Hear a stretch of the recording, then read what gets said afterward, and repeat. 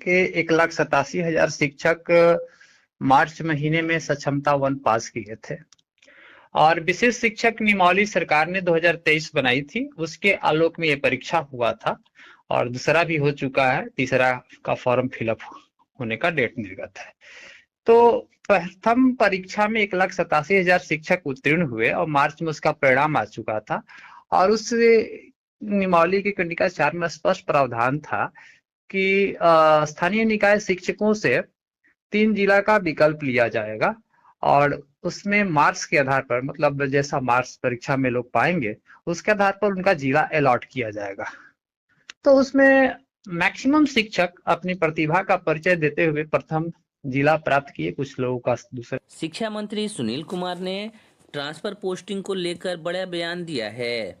उन्होंने कहा कि सक्षमता परीक्षा जब खत्म हो जाएगी उसके बाद शिक्षा विभाग ट्रांसफर पोस्टिंग को लेकर नोटिफिकेशन जारी करेगा। बता दें कि शिक्षा विभाग के द्वारा 1 से 15 दिसंबर तक ट्रांसफर पोस्टिंग के लिए आवेदन लिया जा रहा है, जिसको लेकर शिक्षा मंत्री ने कहा कि ये आवेदन उनसे लिया जा रहा है कि जो शिक्षक कैंसर, किडनी, लीवर, हृदय रोग से ग्रसित हैं या फिर दिव्यांग हो या फिर ऐसे शिक्षक जिनको कोई व्यक्तिगत परेशानी है या फिर पति पत्नी दोनों सरकारी सेवा में हैं और दोनों अलग अलग जगह पर पोस्टेड हैं, उन्हीं शिक्षकों से आवेदन लिया जा रहा है। उन शिक्षकों के आवेदन के आधार पर घर से नज़दीक विद्यालयों में ट्रांसफ़र किया जाएगा। वहीं अन्य शिक्षकों के ट्रांसफ़र पोस्टिंग को लेकर शिक्षा मंत्री ने कहा कि जब सक्षमता परीक्षा के सभी चरणों की परीक्षा खत्म हो जाएगी तब एक बार फिर से सरकार सभी शिक्षकों के ट्रांसफर पोस्टिंग के लिए आवेदन जारी करेगा, जिसके बाद सभी शिक्षकों का एक साथ स्थानांतरण होगा। वहीं सक्षमता परीक्षा के अन्य चरणों के एग्जाम को लेकर उन्होंने कहा कि जल्द ही सक्षमता परीक्षा 3 लिया जाएगा। देखिए, बिहार के 1,87,000 शिक्षक मार्च महीने में सक्षमता 1 पास किए थे और विशेष शिक्षक नियमावली सरकार ने 2023 बनाई थी। उसके आलोक में ये परीक्षा हुआ था और दूसरा भी हो चुका है, तीसरा का फॉर्म फिलअप होने का डेट निर्गत है। तो प्रथम परीक्षा में 1,87,000 शिक्षक उत्तीर्ण हुए और मार्च में उसका परिणाम आ चुका था और उस नियमावली की कंडिका 4 में स्पष्ट प्रावधान था कि स्थानीय निकाय शिक्षकों से 3 जिला का विकल्प लिया जाएगा और उसमें मार्क्स के आधार पर, मतलब जैसा मार्क्स परीक्षा में लोग पाएंगे उसके आधार पर उनका जिला अलॉट किया जाएगा। तो उसमें मैक्सिमम शिक्षक अपनी प्रतिभा का परिचय देते हुए प्रथम जिला प्राप्त किए, कुछ लोगों का दूसरा और तीसरा भी मिला इच्छानुसार। तो उस वक्त से यानी मार्च महीने से ये शिक्षक जो है अपने जिले में, जो दूर दराज पदस्थापित शिक्षक हैं, बिहार में बहुत सारे ऐसे शिक्षक हैं, लाखों की संख्या है जो काफी दूर दराज पदस्थापित है, वैसे शिक्षक को अपने गृह जिला जाने का एक बेहतर अवसर यहाँ दिख रहा था और तब से वे लोग इंतजार में बैठे हुए थे। इसी बीच आचार संहिता लगी, फिर के पाठक अपर मुख्य सचिव का कार्यकाल कहिए वो परिवर्तित हो गया, उनका नए आए। इसके बाद इन्होंने एक नई कमेटी बना दी।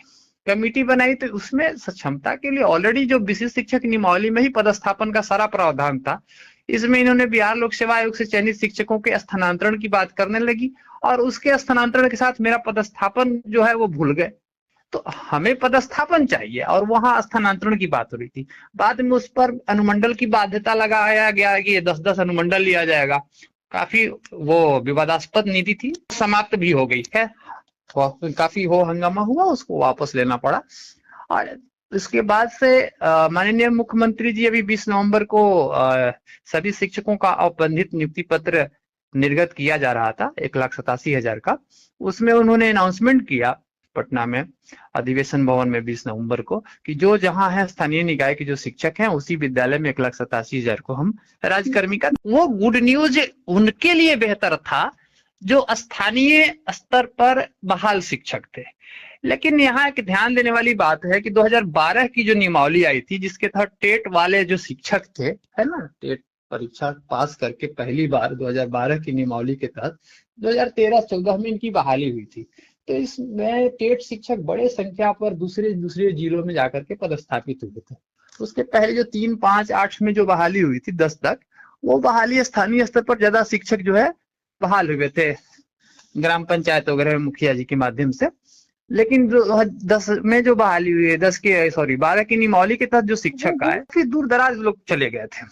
ऐसे शिक्षकों की संख्या बहुत बड़ी है और वे लोग 10-10 बरस 12 साल से दूसरे जिलों में जॉब कर रहे हैं, +2 से लेकर के नीचे तक में।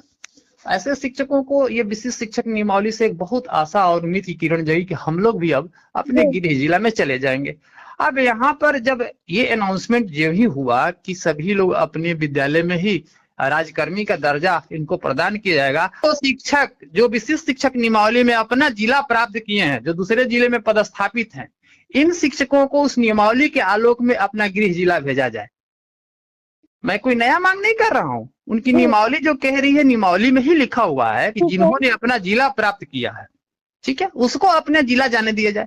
जो अपने गृह जिला में है उनके लिए वेलकम है, लेकिन जो दूसरे जिले के हैं उनको ये परेशानी हो रही है।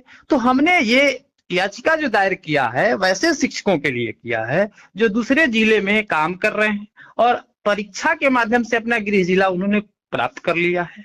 उन शिक्षकों को अपने गृह जिला भेजने के लिए हमने ये याचिका दायर किया है और उस याचिका में हमने ये भी मांग किया है, क्योंकि सरकार जानबूझ करके, हमारा परीक्षा परिणाम मार्च में ही निर्गत हो चुका था और जानबूझ करके नई नीति ला करके हमें विलंब किया, अभी तक से राजकर्मी नहीं प्रदान किया है।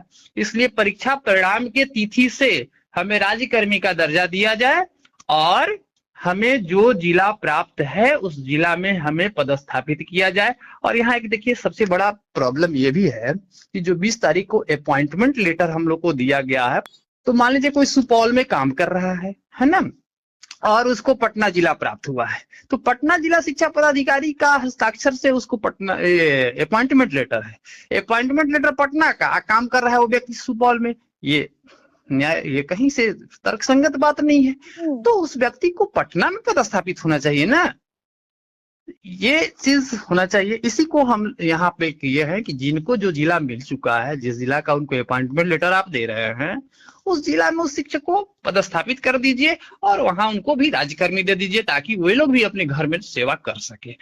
हमारी 2 ही अभी प्रमुख मांग है कि परीक्षा में जिनको जो जिला प्राप्त है उस जिला में उनको पदस्थापित किया जाए। और सरकार चूंकि इन शिक्षकों को राज्यकर्मी बनाने में काफी विलंब की है, इसलिए परीक्षा परिणाम यानी मार्च माह से इन्हें राज्यकर्मी का दर्जा दिया जाए। हमारी यही 2 प्रमुख मांग है। आमंत्रित हो रहा है 1 तारीख से अभ्यावेदन आमंत्रित किया जा रहा है, ठीक है, यह अभ्यावेदन है। और हम लोग दूसरी चीज, इस अभ्यावेदन में विचार होता है ना, कि दिया जा सकता है, नहीं गारंटी नहीं है आपकी कि आपको मिल ही जाएगा। हम तो सरकार, देखिए हम लोग कोई सरकार के दुश्मन नहीं, हम लोग तो सरकार के समर्थन करते हैं, हम लोग सिर्फ नीतियों की बात कर रहे हैं, हम सरकार से कोई हमारी लड़ाई थोड़ी ना है, हम सिर्फ अपने अधिकार की बात करते हैं और नीतिगत बात। ये भी नहीं कि हम कोई गलत चीज नहीं कर सकते हैं, जो संविधान में उन्होंने ही बनाया है नियम, हम नहीं बनाए हैं। नियमावली सरकार ने बनाई थी, नियमावली में इस तरह का प्रावधान उन्होंने ही लिखा था। और आप सोच लीजिए अभी ये आवेदन क्यों नहीं, अभ्यावेदन क्यों? बिल्कुल अभ्यावेदन क्यों, आवेदन लेना चाहिए था ना। यहाँ अभी हाल में आवेदन आप ले रहे थे, अब फिर अभ्यावेदन पर आ गए। बिल्कुल विषयवार देखिए, हमारे जो 6 से लेकर के +2 तक के जो शिक्षक हैं, इनका अपॉइंटमेंट विषयवार होता है, ठीक है। आपको एक उदाहरण के तौर पर यहाँ टेक्निकल क्या दिक्कतें आएगी आपको हम बता रहे हैं, कैसे शिक्षकों का ट्रांसफर नहीं होगा, इस चीज पर भी आपका हम जैसे बक्सर जिला है, ठीक है, बॉर्डर का जिला है, बहुत सारे शिक्षक हैं जो उत्तर प्रदेश के हैं और बिहार के विभिन्न जिलों में वो नौकरी कर रहे हैं, ठीक।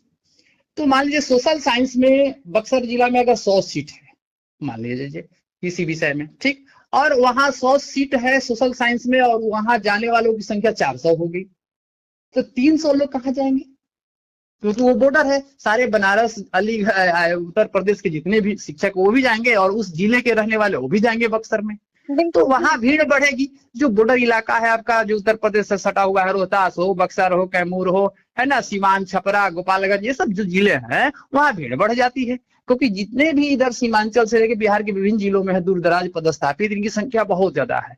तो ये एक बहुत बड़ी समस्या, 1 से 5 के शिक्षकों में दिक्कत नहीं है, ट्रांसफर कैसे होगा? इसके लिए सरकार को हम कई बार देखिए सुझाव भी देते हैं हम लोग, ऐसा नहीं है। हम बार बार कह रहे हैं कि विशिष्ट शिक्षक नियमावली का जो रिजल्ट आया था, सक्षमता 1 का जो परिणाम आया था, उस परिणाम में रिक्ति के अनुसार परिणाम आया है। ठीक है, एक जिले में कितनी रिक्ति है, कौन विषय में, उतनी ही रिक्ति आई थी।